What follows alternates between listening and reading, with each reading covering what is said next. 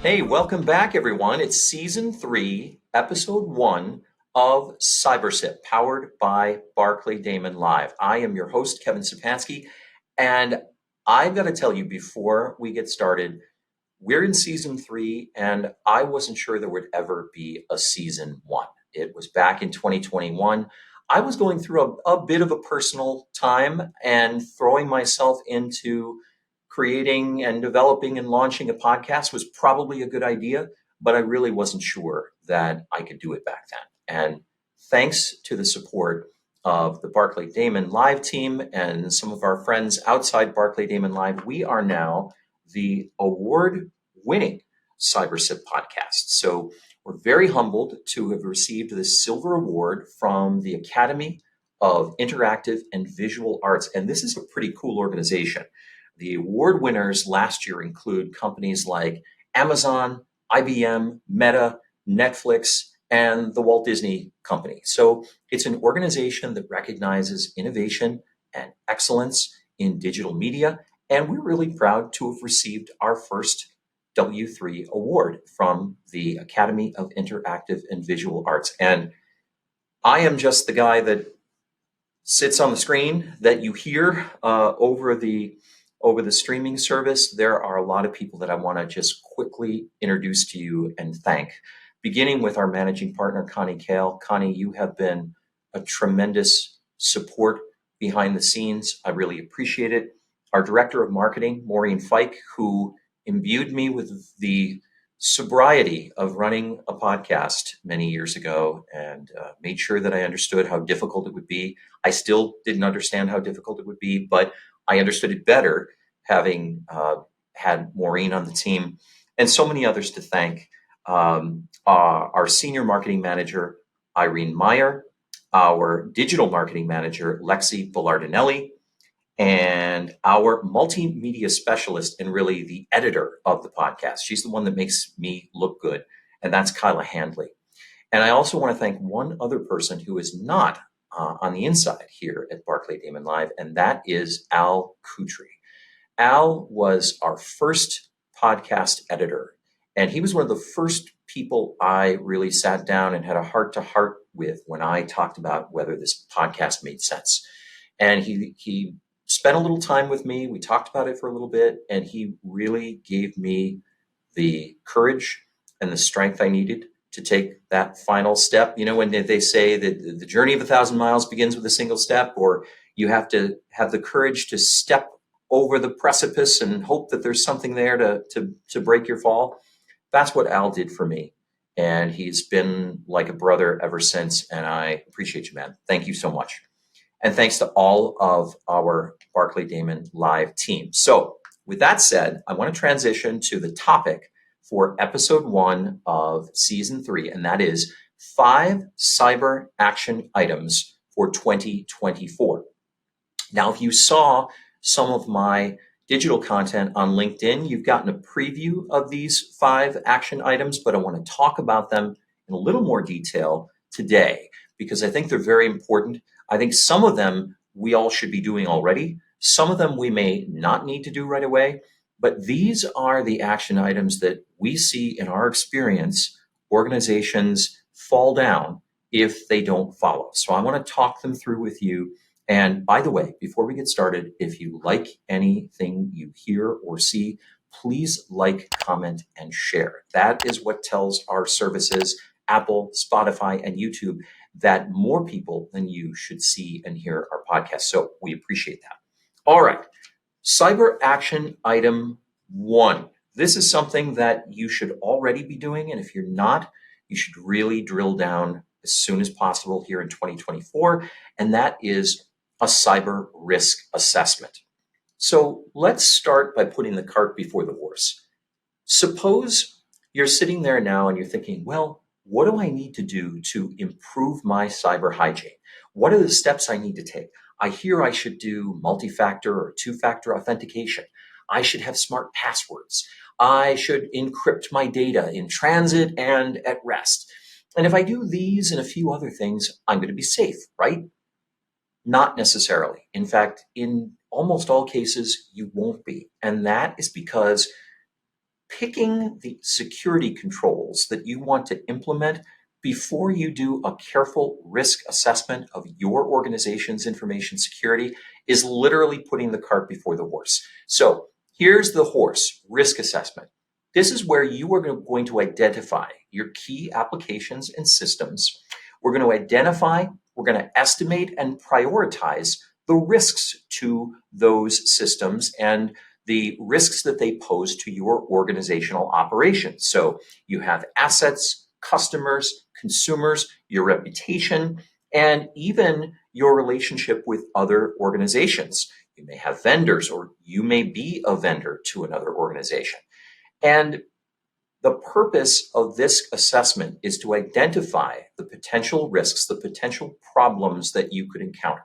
Maybe it's a business email compromise. Maybe it is a ransomware attack that will shut you down for an undefined period of time until you can figure out a way to restore your data. Maybe it's a data breach. Could be another cyber incident as well. But there are invariably risks that different components of your network and systems will face. And you need to identify them. You need to think about what will happen if those risks come to pass. Again, am I going to be down? Am I going to suffer a loss of business? Am I going to suffer a loss of reputation or goodwill? And then the next step is to identify the mitigation strategies that you will implement to manage those risks. What is that? Those are the information security controls, the physical and legal safeguards that you need to implement to manage that risk. And that's where multi-factor authentication, endpoint detection and response, encryption, a whole host of other potential safeguards come into play. And what you really want to do is not just divine these safeguards out of thin air. You want to tie the safeguards you're going to implement back to a recognized standard like NIST or ISO. And you also want, if you're a regulated entity, to tie those mitigation strategies back to the statutes or regulations that govern you. So if you're a publicly traded company, those are the new SEC requirements everybody's hearing about. If you're a covered entity under New York's Department of Financial Services amended cybersecurity regulation, there are requirements in that new regulation that you need to comply with.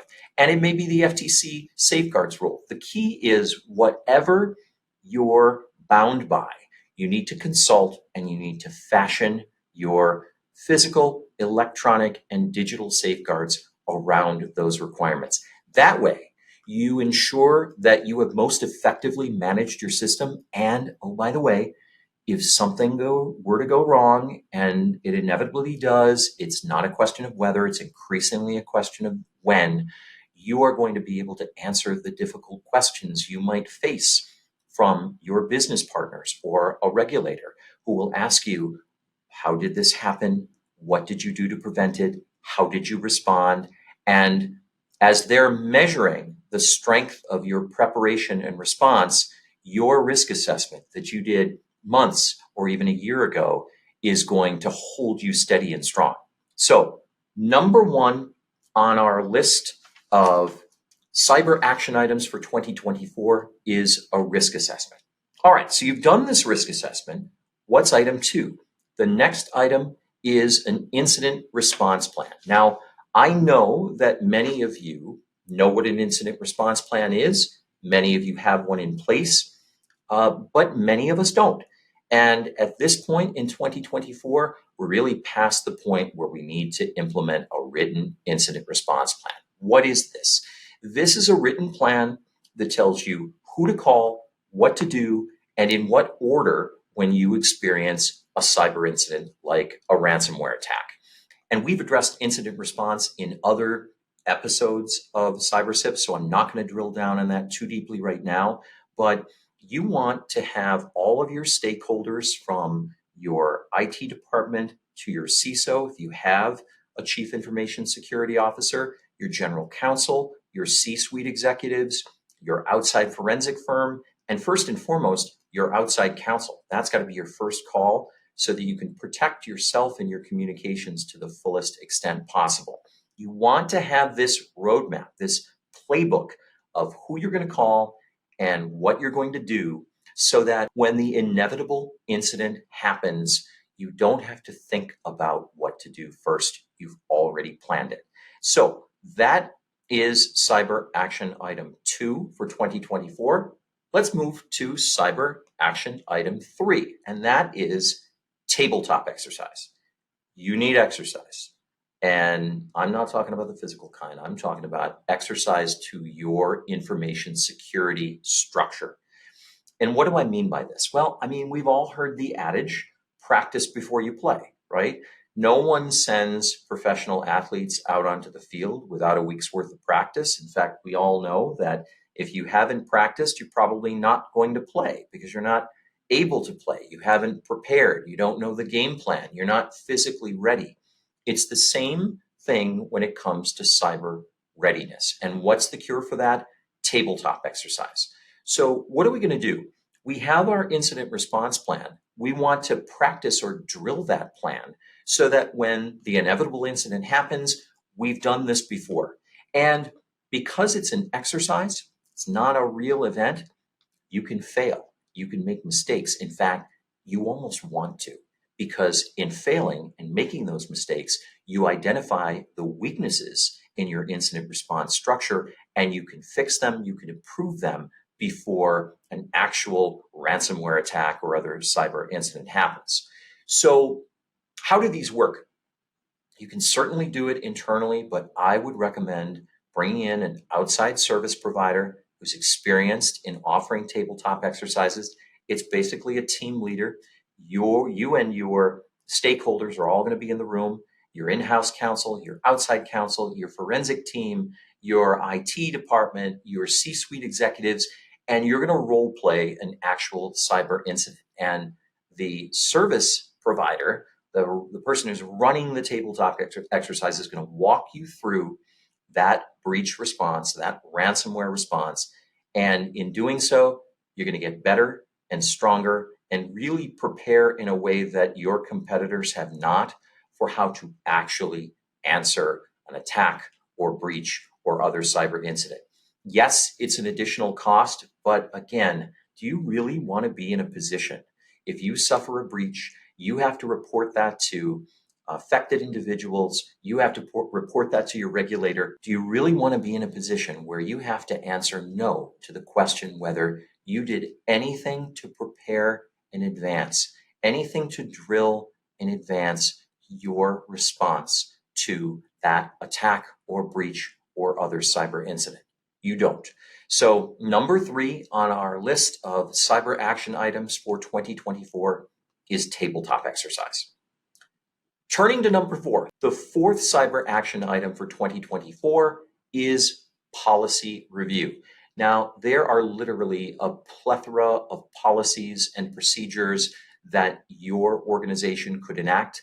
I'm not going to touch on all of them. We should save that for another episode. I want to hit the highlights here, but the key takeaway is there are basic cyber policies and procedures that you want to have in place. And if you're regulated either by federal or by state law, you may be legally required to have these policies and procedures in place. So what are we talking about? In alphabetical order, a business continuity and disaster recovery plan. You want to have a written playbook in place that tells you what's going to happen if something happens to your systems and you are unable to access them or your data.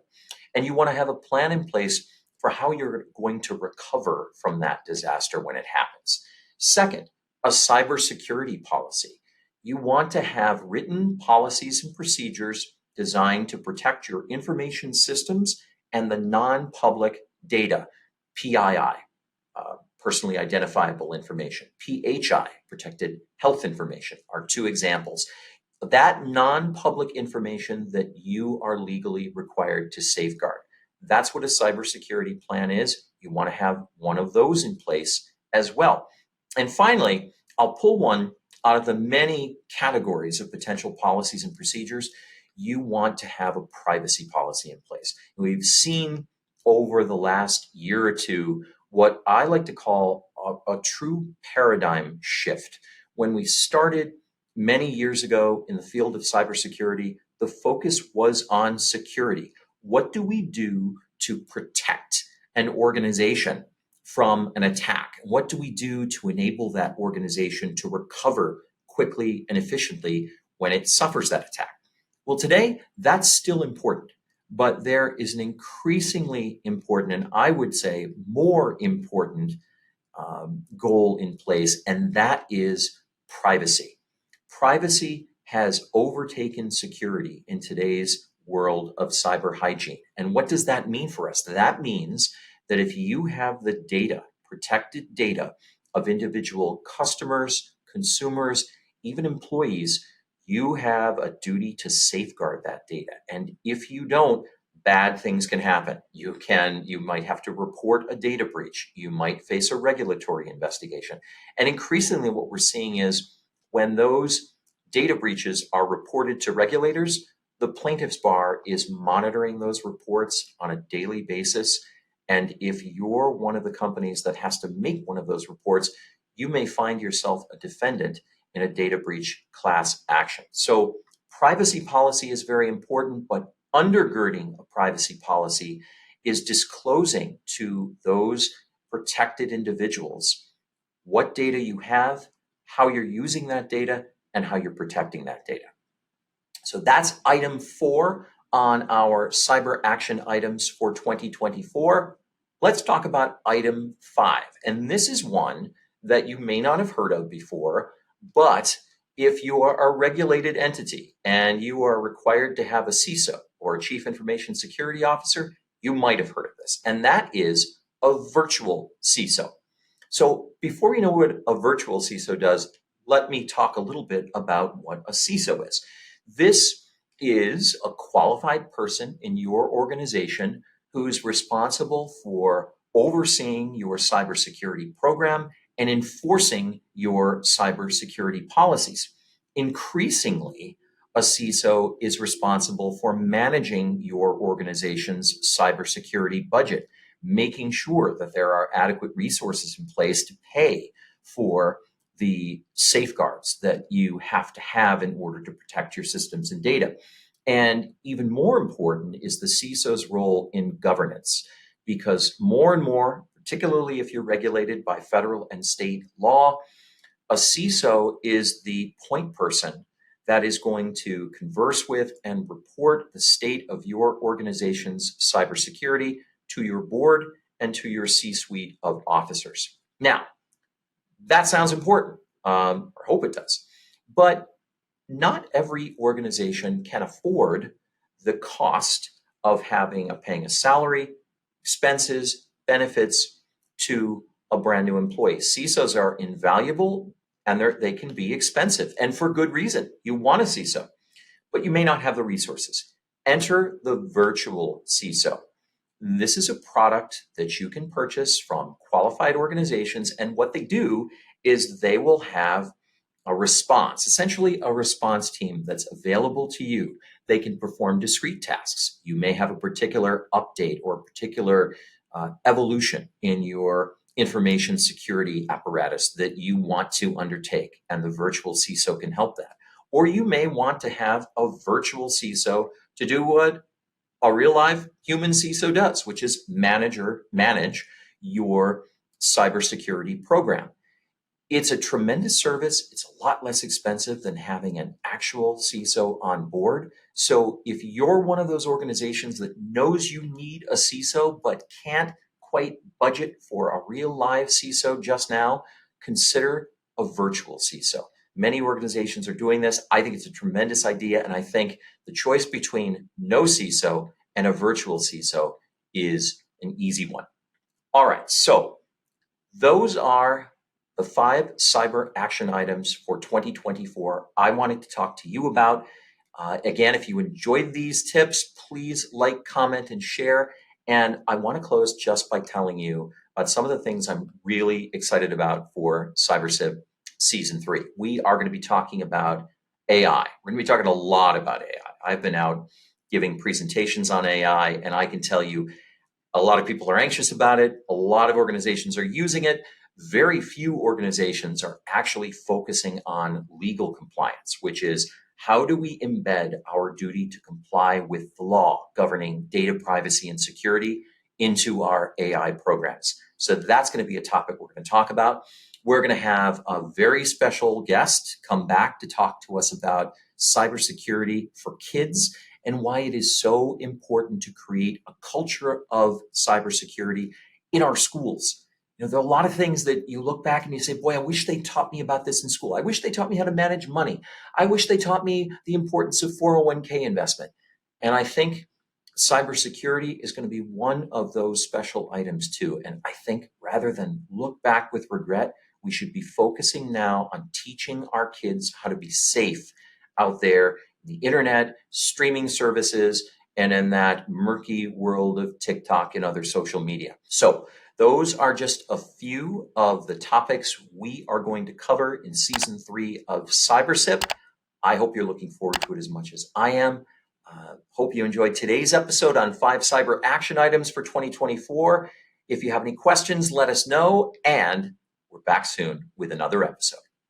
The CyberSip podcast is available on barclaydamon.com, YouTube, LinkedIn, Apple Podcasts, and Spotify. Like, follow, share, and continue to listen.